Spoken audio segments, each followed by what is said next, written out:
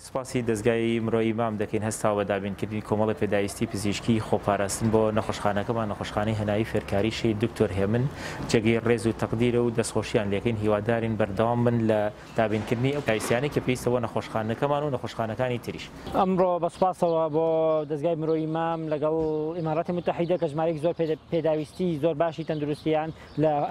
لە خۆپارێزیەکان لە دەستکێش و لە ماسک و هەروە دەبەت لەشگەێنراوەتە نەخۆشخانەی شەیتار عەلی والیبەک لەگەڵ ژمارەیەکی زۆر کیتی PCR کە لە ئێستا زۆر پێویستە بە هیوای سەرکەوتنیان و بە هیوای ئەوەی بەردەوام بن لە سەپۆرتکردنی کەری تەندروستی و لە ئێستایا کە کێشەی نەخۆشی پەتای جیهانی کۆڕۆنا هەیە بە هیوای سەلامەتی هەموو لایەک